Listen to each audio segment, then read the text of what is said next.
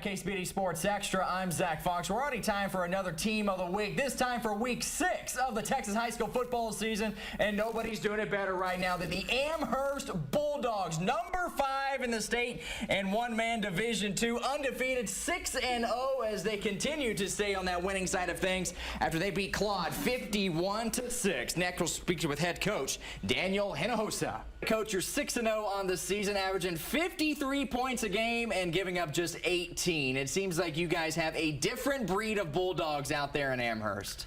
Yeah, I mean, we take pride in our kids being extremely tough. You know, they work the whole summer. Most of these kids have been with the program since they were in 3rd grade, water boys, and, you know, they go out there and while we're practicing, they're out there knocking each other around. So they come about it naturally.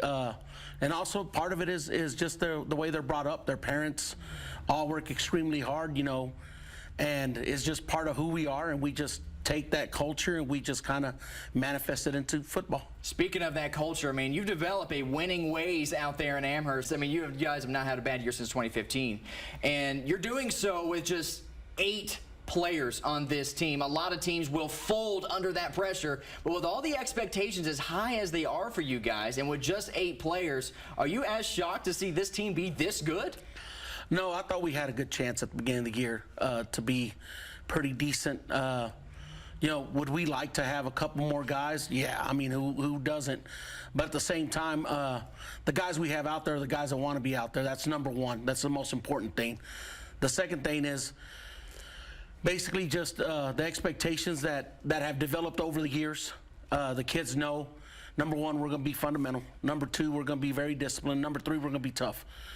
And we base everything upon those 3 things. And I told the boys last year we were a sprained ankle away from being in the state semifinals against Benjamin. I really did feel that, you know, and to this day I still believe that if healthy, we have a chance to compete against anyone at any level, you know, Division I or Division II, and our kids have fully embraced it. Yet seeing just how successful you guys have been with as young as a group, I guess what's something, with everything going so right, what's something that you would like to see your guys really tighten up as you got one more game before district play? Like I said, we're a young team. We actually have 2 seniors, Hector Perez and Yahid Garcia.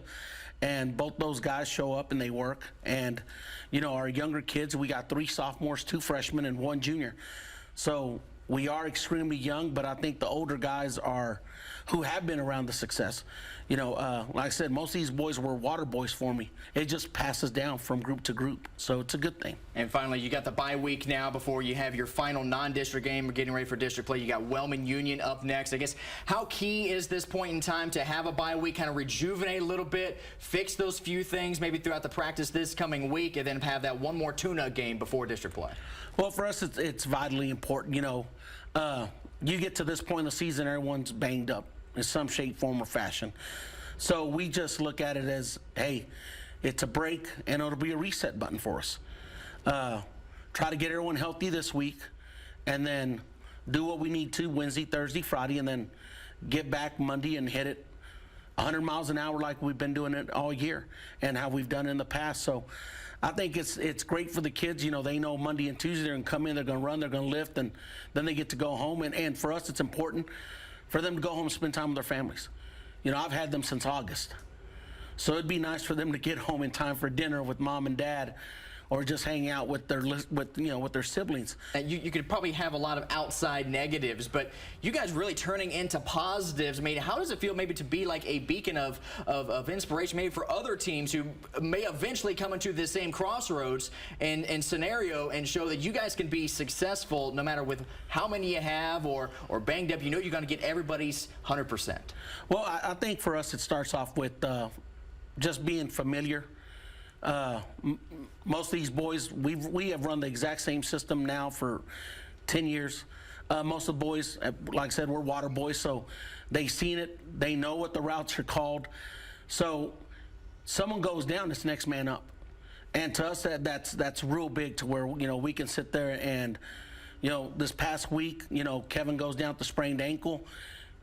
We plug Aiden in at running back, and then we put in Memo and Oscar at wide receivers, and we don't miss a beat. And part of that is due to they know the positions. So someone goes down, it's hey, running back, get in there. And it's not hard to run 28 or 24. You're either going out wide or you're going up the gut. It's a simple process. So to us, it's one of those deals. It just similarity breeds success. Absolutely. All right, Coach, let's hear from some of those players. What has Coach Hinojosa kind of preached on you guys to be able to, it doesn't matter how many guys we got in this locker room, we're going to go out and compete with the best every Friday night. So he just wants us to give our best, put 100% in every time, every play. If we mess up, tells us next play, make it up. Absolutely. And I guess for you being able to be with this program and see the winning ways with this team, I guess take me through another year now, 6-0 so far. You got district play looming around the corner, but is this exactly the kind of spot in the team that you guys wanted to have heading into this year? Yes, sir. We kind of expected to be, we were pretty good last year, and we lost a few guys this summer, but, we didn't let that stop us. We just kept on grinding. All right, Kevin, another great start to his season, 6-0 so far. You're not too far from district play around the corner. With as much positivity around this team, I guess how big is this bye week right now to be able to really freshen some things up as for you, get healthy again, and be ready for district play? Yes, sir. Well, how you said it's going to help us get healthy and get back to working after this bye week. With it being small town and, everything starts off when you're young. You a water boy on this team, and being able to see them grow up over time and then eventually be able to wear the jersey on Friday nights. I guess how full circle is that? Well, we've been together ever since elementary. How you said we were water boys, and we love seeing the high school players out there while we were just handing out water. And well, just seeing the community come together, and we appreciate all the support. And there they are, the Amherst Bulldogs, heading into the bye week at 6-0.